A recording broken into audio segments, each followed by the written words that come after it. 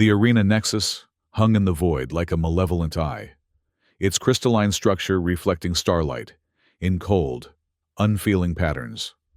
Vast and imposing, it orbited the contested Tau Ceti system, a neutral ground where disputes between spacefaring civilizations could be settled without escalating to full-scale war.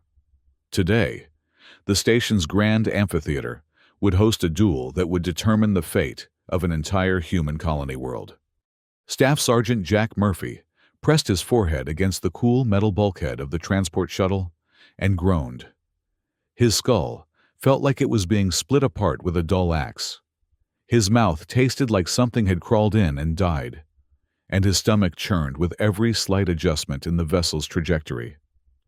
The shuttle's pilot, a nervous ensign who kept shooting concerned glances back at him, wasn't helping matters.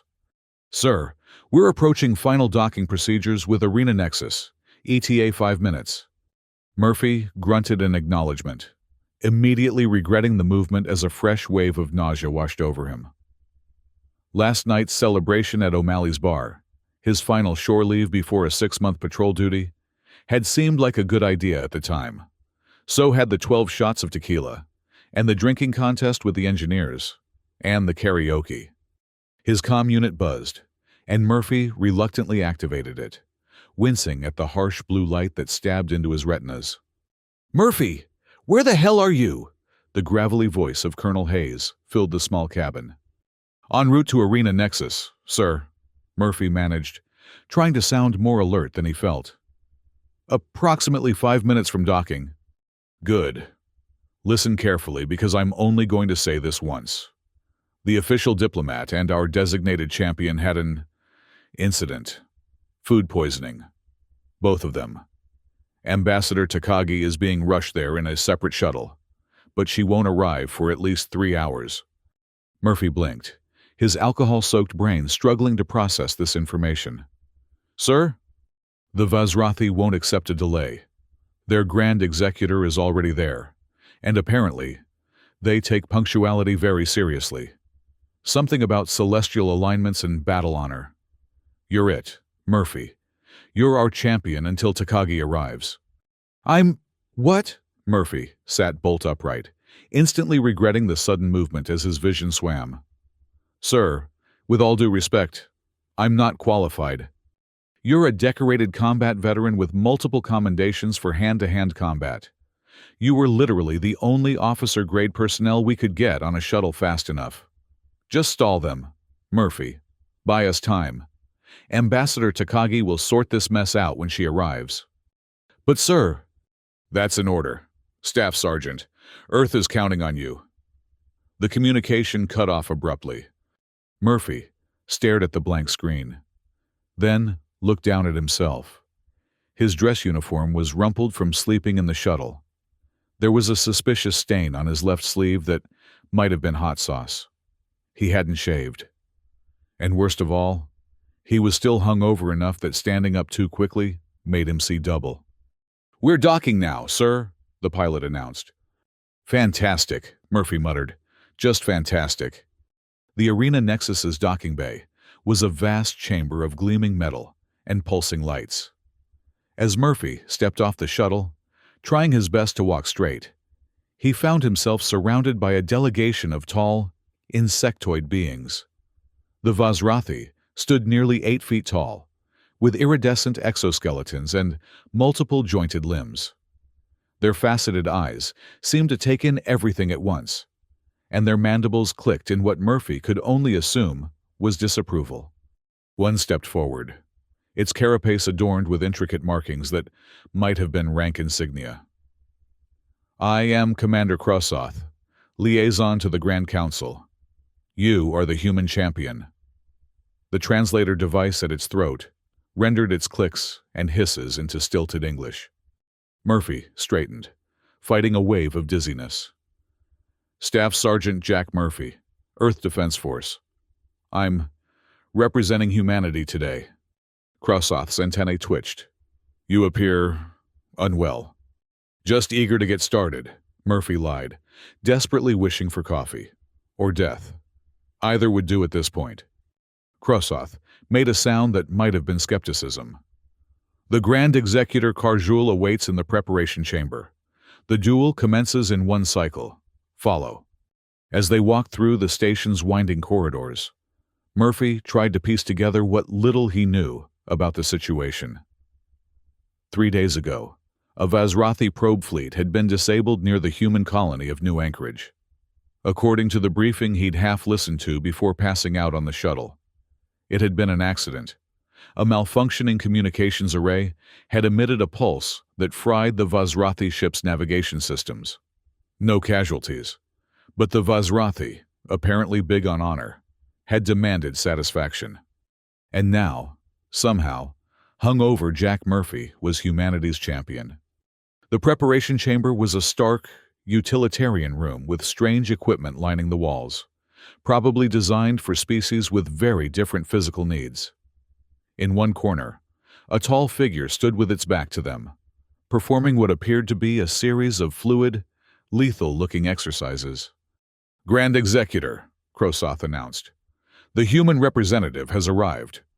The figure turned, and Murphy had to stop himself from taking a step back. If Krosoth was imposing, Karjul was terrifying. Standing nearly 9 feet tall, the Vazrathi champion's exoskeleton gleamed with an unnatural sheen, clearly enhanced or modified. Multiple arms, Murphy counted 6, moved with preternatural grace, each ending in what looked like both natural weapons and technological augmentations. Its head was larger, its mandibles more pronounced, and its eyes seemed to glow with an inner light. "This," Karjul's translator, rendered a sound that was unmistakably contemptuous. "This is the champion of humanity?" Murphy, operating on autopilot, gave a cocky salute that he immediately regretted as his stomach lurched. "Staff Sergeant Jack Murphy, at your service. I'd shake hands, but, he gestured vaguely at Karjul's many limbs. Karjul's mandibles clicked rapidly. "The human mocks our sacred combat ritual." No, Murphy said quickly. "Just trying to be friendly. Where I come from, it's customary to, joke before combat. Breaks the tension." "There is no tension to break," Karjul said, moving closer. Murphy could smell something acrid and chemical coming from the alien's exoskeleton. "There is only the inevitable. I am the culmination of 1,000 generations of selective breeding, enhanced by the finest gene tech in the Empire. My carapace can withstand your primitive weapons. My reflexes are superior to your species by a factor of 12. I have trained in combat since emergence." Murphy nodded, trying to look impressed while fighting another wave of nausea. "That's quite a resume." "And what are you, human?" Karjul asked, circling him like a predator. "What makes you worthy to face me in the sacred arena?" Murphy considered lying, then decided the truth was absurd enough. "I'm a Marine with a hangover who was in the wrong place at the wrong time." There was a long silence, broken only by a strange stuttering sound from Krosoth that might have been shock or laughter. "You insult me," Karjul finally said. "You insult the Vazrathi Empire." "Not intentionally," Murphy said, rubbing his temples. "Listen, any chance I could get some coffee before we start? Or whatever passes for caffeine around here? My head is killing me." Before Karjul could respond, a chime sounded throughout the chamber. "The duel is summoned," Krosoth announced. "Champions, proceed to the arena." Murphy groaned internally. 3 hours. He just had to survive for 3 hours until the real diplomat arrived. How hard could it be? The arena was a vast circular space, ringed with tiered seating that rose up and away into shadows. Most of the seats were empty, but a section directly across from the entrance was filled with Vazrathi officials, their carapaces glittering with decorations and insignia. In the center of the arena floor, a circular platform was illuminated by harsh white light. A disembodied voice, speaking in multiple languages simultaneously, echoed through the space. "By ancient compact and mutual agreement, this dispute shall be settled by the right of champions' duel. The victor's terms shall be binding upon both parties. Weapons are permitted. Death is not required, but surrender must be absolute and unconditional. Murphy blinked in the harsh light, his headache intensifying. Across the platform, Karjul stood motionless, all 6 arms now sporting what looked like retractable blades. "Great," Murphy muttered. "Just great." A Vazrathi attendant approached him, carrying a tray of what appeared to be various weapons. "Choose your implements of combat, human champion." Murphy stared at the array of alien technology with a sinking feeling. He recognized nothing that looked remotely like a standard-issue sidearm or combat knife. There were things that might have been energy weapons, things that might have been explosives, and things that defied easy categorization. Do you have anything more human?" he asked. The attendant's mandibles clicked in what might have been confusion. "These are the traditional weapons allowed in the arena." "Right." Murphy hesitantly picked up something that looked vaguely like a pistol. If pistols were designed by someone with no concept of human ergonomics, it was heavy and awkwardly balanced. "This will do, I guess." Across the arena, Karjul had taken no additional weapons. Apparently, he considered his built-in arsenal sufficient. The disembodied voice spoke again. "Champions, take your positions." Murphy stepped onto the platform, feeling the subtle shift as some kind of artificial gravity field engaged. It was slightly stronger than Earth standard, making his movements feel sluggish. Perfect. "Begin." Karjul moved with blinding speed, covering half the distance between them before Murphy could even raise his weapon.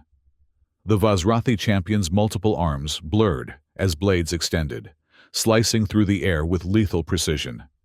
Murphy did the only thing he could think of. He dropped to the ground, a movement that was half tactical evasion and half hungover stumble. One of Karjul's blades whistled over his head, close enough that he felt the air displacement. Rolling awkwardly, Murphy tried to bring his weapon to bear, only to realize he had no idea how to activate it. He pressed what he hoped was a trigger, and the device emitted a high-pitched whine.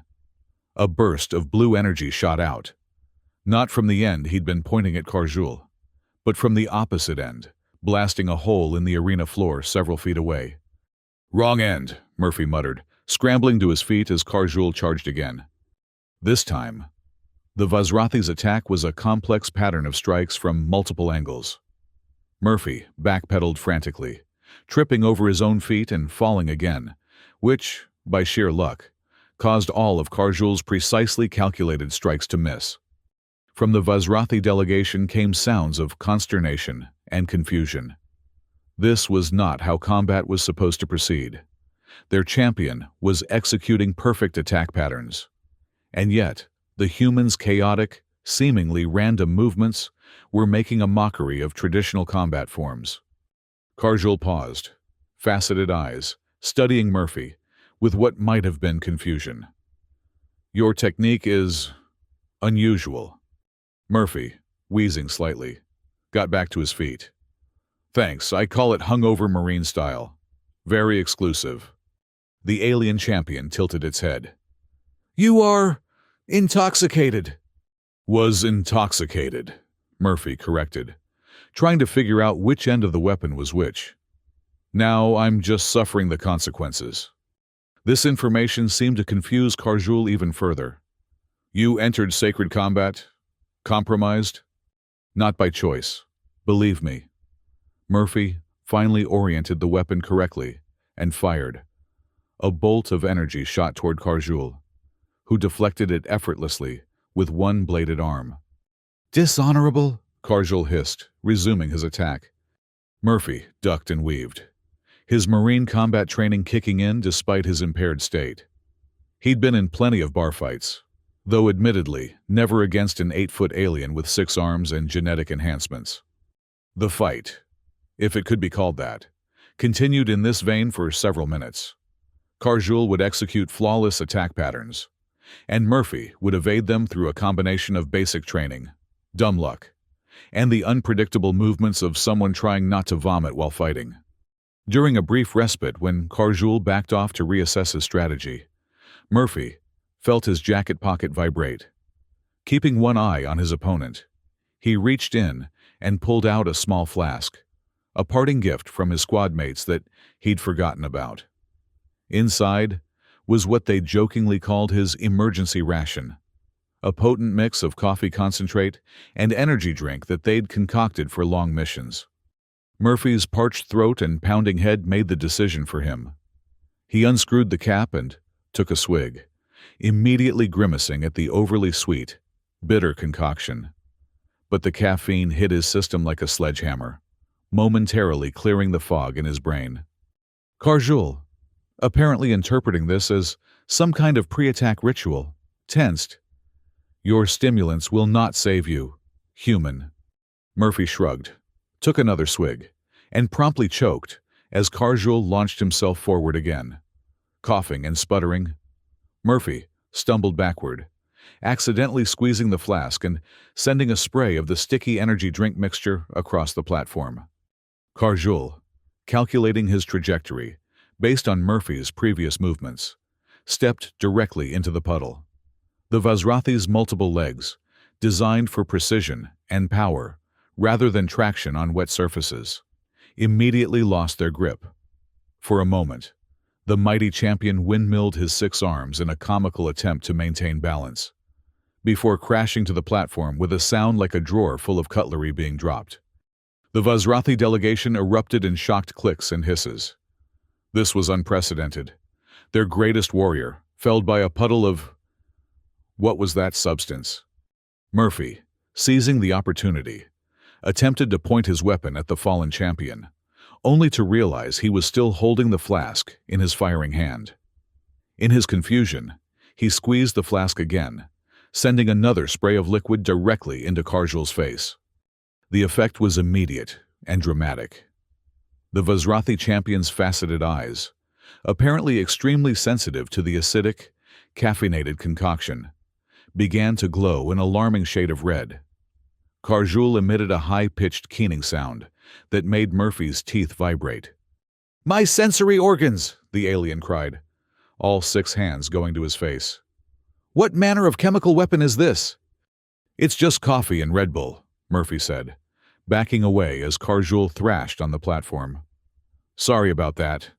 A loud alarm blared throughout the arena, and the disembodied voice announced, "Medical emergency detected. Combat suspended. Medical teams to the arena floor." Murphy stood awkwardly as a team of Vazrathi medics rushed to their fallen champion, spraying some kind of soothing mist over his affected sensory organs. The officials in the stands were in an uproar, mandibles clicking furiously as they debated this unprecedented turn of events. Commander Krossoth approached Murphy, antennae twitching rapidly. "What have you done, human? What substance did you deploy against the Grand Executor?" Murphy held up the flask. "It's just a caffeine mixture. For alertness, not a weapon at all. It was an accident." Krossoth took the flask, examining it with obvious suspicion. A small device on its thorax scanned the contents. "This contains multiple stimulants, sugars, and acidic compounds." "Yeah, it's pretty bad for you," Murphy admitted. "But it works in a pinch." "The Grand Council demands explanation," Krossoth said, gesturing toward the agitated officials. Murphy glanced at the chronometer on his wrist. Still, 2 hours before the ambassador was scheduled to arrive. He needed to keep stalling. "Tell them," he began. Then had a flash of inspiration. "Tell them this was a misunderstanding. That on Earth, the sharing of beverages is a sacred ritual of peace. I was attempting to offer Karjul a traditional human drink as a gesture of respect, but in my nervousness, I fumbled the execution." Krossoth's antennae twitched skeptically. "Is this true?" "Absolutely," Murphy lied, trying to look sincere. "In fact, where I come from, the spilling of drinks is considered an especially fortuitous sign. It means the spirits approve of the meeting." "Spirits," Krossoth repeated. Metaphorically speaking, Murphy added hastily. Cultural tradition, you know, very ancient, predates space travel. Krossoth studied him for a long moment, then turned and approached the council members. An intense discussion followed, with much gesticulating of limbs and rapid clicking of mandibles. Meanwhile, the medics had helped Karjul to his feet. The champion's eyes were still glowing slightly, but he seemed to be recovering. He fixed Murphy with a gaze that, even across species barriers, clearly communicated murderous intent. Murphy gave a small, apologetic wave. After what seemed like an eternity, Krossoth returned. The Grand Council has agreed to a temporary suspension of combat while they consider your cultural explanation. They request further information about human traditions of beverage sharing. Murphy breathed a sigh of relief. I'd be happy to explain. Perhaps in a more comfortable setting, with actual beverages? I don't know about Vazrathi physiology, but I could really use some water right about now. The diplomatic reception hall is available, Krossoth said after consulting with the council. It is equipped with environmental adaptations for various species. Follow me. As they left the arena, Murphy glanced back at Karjul, who was being escorted out by the medical team. The champion's mandibles were clicking in what sounded like quiet fury. Murphy quickened his pace. The diplomatic reception hall was a stark contrast to the utilitarian arena. Designed to accommodate multiple species, it featured various types of seating, atmospheric zones, and what appeared to be a comprehensive food and beverage dispensary. Several members of the Grand Council had joined them, their ornate carapaces gleaming under the hall's soft lighting. They sat in a semicircle, regarding Murphy with compound eyes that revealed nothing of their thoughts. Krossoth gestured to a human-compatible chair. Please, explain these beverage rituals. Murphy, buying time, first approached the dispensary and ordered water. The machine produced a glass of clear liquid, which he drank gratefully. His headache had subsided to a dull throb, but his mouth still felt like the bottom of a birdcage. Well, he began, taking a seat. Humans have many rituals involving shared consumption. It dates back to our earliest tribal days, when sharing food and drink was a way to show that neither party intended harm. The council members' antennae twitched in what might have been interest. Encouraged, Murphy continued, weaving an elaborate explanation that was part anthropological fact, part military history, and part complete improvisation. He described ancient peace treaties sealed with shared wine, diplomatic negotiations over coffee, and battlefield truces marked by shared rations. Some of it was true, much of it was not. All of it was delivered with the confident authority of someone who had once had to bluff his way out of a high-stakes poker game with a pair of twos. So, you see, he concluded, the accidental spilling of my energy beverage was actually a fortuitous sign, a suggestion that our species should sit down and talk rather than fight. The council members conferred among themselves, a rapid exchange of clicks and whistles that the translation devices couldn't or wouldn't interpret. Finally, one of them addressed him directly. This is most irregular, Human Murphy. Our records indicate no such ritual was observed in previous human diplomatic encounters. Murphy, thinking fast, shrugged. Different human cultures have different traditions. The diplomat you were supposed to meet today probably comes from a more formal background. I'm a Marine. We're more traditional in some ways. Old school. Another council member leaned forward. And this beverage, this coffee and energy drink combination, it is a traditional warrior's preparation. Absolutely, Murphy said without hesitation. Marines have been drinking various forms of it for centuries. Helps us stay alert during long missions. Fascinating, the council member replied. Our own warriors consume nutrient solutions precisely calibrated for optimal performance. The idea of a recreational stimulant is unusual. That's humans for you, Murphy said with a smile. We're full of surprises. Just then, The doors to the reception hall slid open, and Karjul entered, flanked by medical attendants. His eyes were no longer glowing, but they fixed on Murphy with unmistakable hostility. "Grand Executor," Krosoth greeted. "Are you recovered?" "Sufficiently," Karjul replied. "I demand the combat resume immediately." One of the council members raised a limb. "We are currently exploring an alternative resolution. The human explains that the incident was a misunderstood ritual of peace." Karjul's mandibles clicked rapidly. "Deception! I sensed no peaceful intent, only chaos and disorder." Murphy stood, facing the Vazrathi champion directly. "With respect, Grand Executor, that's kind of our thing. Humans. I mean, we're adaptable, unpredictable, sometimes chaotic. But that doesn't mean we want conflict." "Elaborate!" demanded one of the council members. Murphy took a deep breath. He was running out of convincing lies, so he decided to try something radical: the truth. "Look, I'm not supposed to be here. There was a mix-up. Your challenge came in. Our actual diplomat got food poisoning, and I was literally the only person they could stick on a shuttle fast enough to meet your deadline. I was out celebrating my last night before a 6-month patrol, drank way too much, and woke up being told I had to represent my entire species in a duel against your greatest warrior." He gestured toward Karjul. "The Grand Executor here is everything you said. Genetically perfect, highly trained, superior in every way. And look what happened. He got taken down by a hungover Marine who accidentally spilled his coffee. Because that's humanity in a nutshell.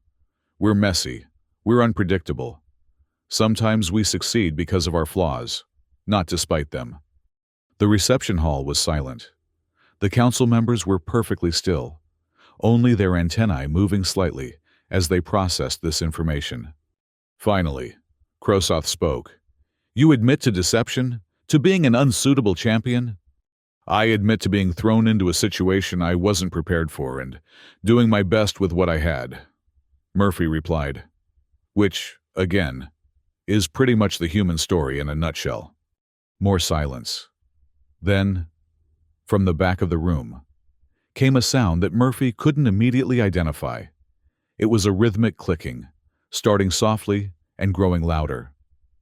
He turned to see one of the older council members, their carapace marked with elaborate patterns that might have indicated great age or rank, producing the sound. Krosoth's antennae shot upright. "The Elder finds humor in this situation?" The Elder's mandibles continued their rhythmic movement. "Indeed, the human speaks truth. At last. It is refreshing." Karjul stepped forward. "Elder, this human made a mockery of sacred combat traditions. He defeated me with a beverage." "Precisely," the Elder replied. "He defeated you, our genetically perfect champion, with a beverage. Does this not suggest that perhaps our understanding of combat, of superiority, is incomplete?" The other council members began to click and whistle among themselves, clearly divided on this interpretation. The Elder continued. "For generations, we have pursued perfection through selective breeding, genetic enhancement, and rigid training protocols. We have created warriors like the Grand Executor, flawless in execution, precise in technique. And yet, faced with unpredictability and chaos, these apparent advantages became vulnerabilities." Karjul's posture stiffened. "I would not have been defeated in a fair combat." "Perhaps not," the Elder conceded. "But the universe rarely offers fair combat. It offers reality, messy, unpredictable, chaotic. The human has demonstrated this truth more effectively than any philosophical treatise." Murphy, sensing a potential diplomatic opening, decided to push his advantage. "If I may suggest, perhaps there's room for both approaches. Your precision and our adaptability. Your tradition and our innovation. They don't have to be in opposition." The doors to the reception hall slid open again, and a human woman in a crisp, diplomatic uniform entered, flanked by several aides. Her expression shifted rapidly from professional composure to barely concealed shock as she took in the scene. "Ambassador Takagi," Murphy said, relief washing over him. "Perfect timing." The woman recovered quickly. "Staff Sergeant Murphy, I presume? I see you've been negotiating." "Something like that." Ambassador Yumi Takagi approached the council members and executed a formal bow. "Esteemed representatives of the Vazrathi Empire, I apologize for my delayed arrival. I am Ambassador Takagi, the official diplomatic representative of Earth and her colonies."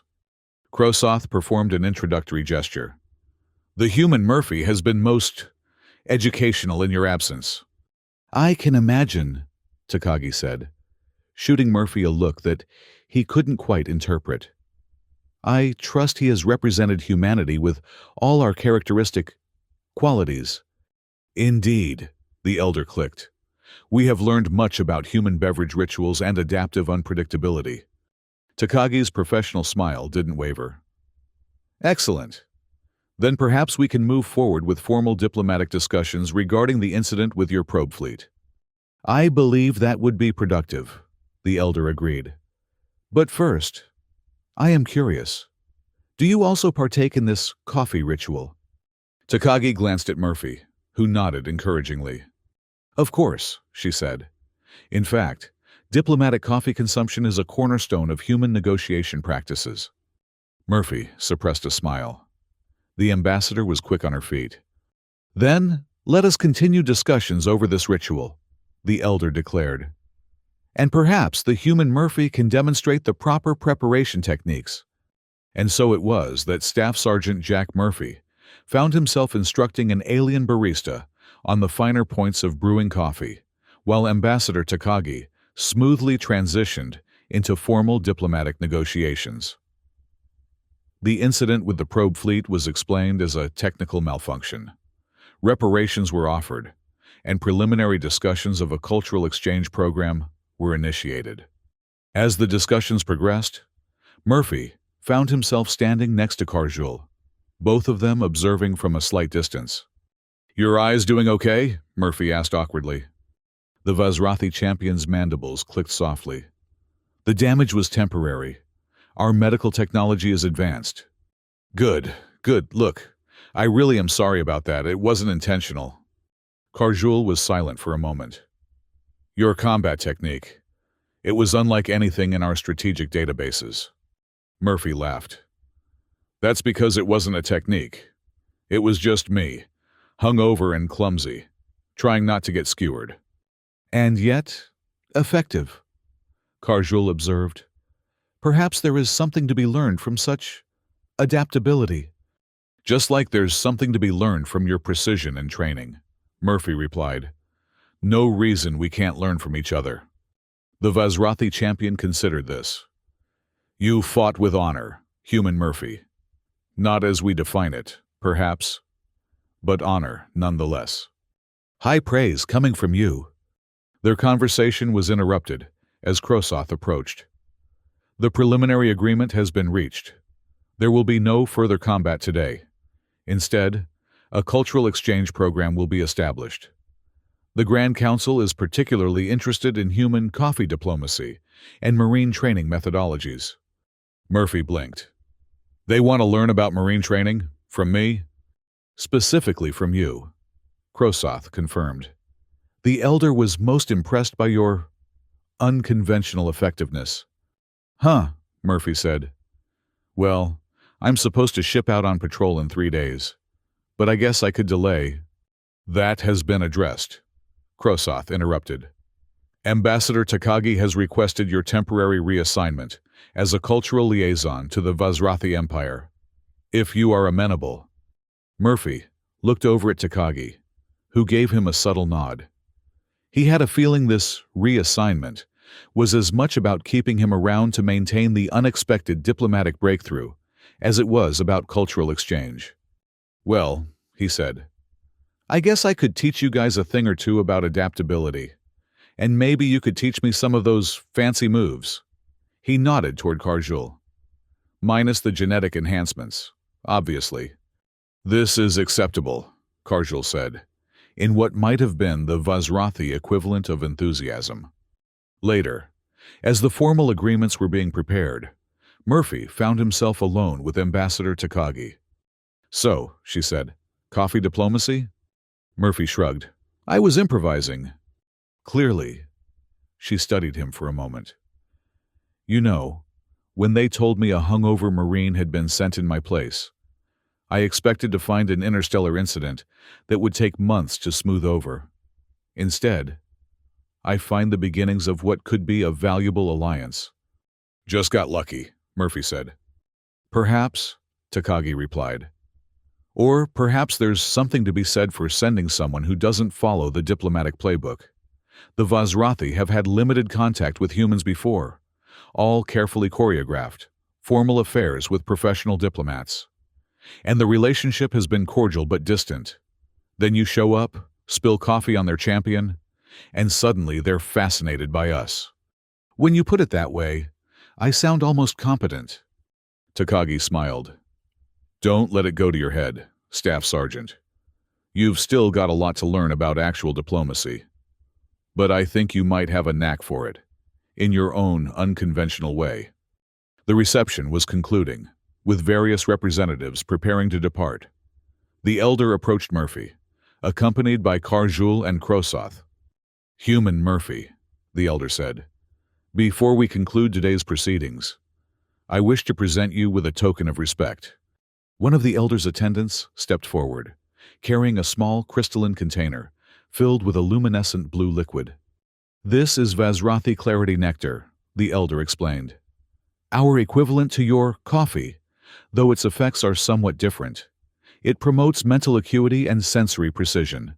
It is traditionally shared only among those who have proven their value in combat." Murphy accepted the container carefully. "I'm honored, thank you." "Use it wisely," the elder advised. "Its effects on human physiology may be unpredictable." "Story of my life," Murphy replied with a smile. As the Vazrathi delegation departed, Murphy found himself alone in the reception hall, holding the alien coffee and reflecting on the bizarre turn his day had taken. 24 hours ago, he'd been in a bar on Earth, celebrating with his squad mates. Now he was a diplomatic liaison to an insectoid empire, all because he'd been too hungover to fight properly. He uncapped the container and sniffed the contents cautiously. It smelled like a mixture of cinnamon and ozone. Not unpleasant, but definitely alien. He hesitated, then raised it in a small toast. "To unpredictability," he murmured, and took a sip. The effect was immediate and intense, a sensation of crystal clarity washing through his mind, sweeping away the last lingering traces of his hangover and replacing it with a hyper-awareness that was almost overwhelming. Colors seemed brighter, sounds more distinct, and his thoughts raced with newfound precision. "Whoa," he breathed. "That's something." A ping from his comm unit pulled his attention back to reality. It was a message from Colonel Hayes. "Murphy, just got word from Ambassador Takagi. Don't know how the hell you pulled this off, but good work. Your new assignment orders are attached. Try not to start an interstellar incident while teaching aliens about Marine Corps culture. And for God's sake, lay off the tequila." Murphy laughed and pocketed the device. As he made his way toward the human quarters to get some much-needed rest, he found himself actually looking forward to his new assignment. It wasn't the 6-month patrol duty he'd been expecting, but it promised to be a hell of a lot more interesting. And if there was one thing Jack Murphy was good at, it was adapting to unexpected situations, even if they sometimes involved spilled coffee and 8-foot insectoid warriors. The irony wasn't lost on him that humanity's first meaningful alliance with the Vazrathi Empire had been initiated not by careful diplomacy or show of force, but by a hungover Marine who couldn't hold his liquor. It was, as he'd told the Council, humanity in a nutshell, messy, unpredictable, and somehow stumbling into success despite, or because of, their apparent weaknesses. As he reached his quarters, the clarity nectar still buzzing through his system, Murphy had a feeling that this unexpected detour in his career might just be the beginning of something significant. Not bad for a day that had started with the worst hangover of his life. He made a mental note to send a case of tequila to his squad mates. After all, in a roundabout way, their drinking contest had just helped avert an interstellar conflict. That had to be worth a toast or two. And maybe, just maybe, hungover marine diplomacy would become a recognized technique in the diplomatic corps. Stranger things had happened, like defeating an alien empire's greatest warrior with spilled coffee. Murphy grinned at the thought and closed the door to his quarters. Tomorrow would bring new challenges. But for now, he'd earned his rest, and this time, he'd skip the tequila.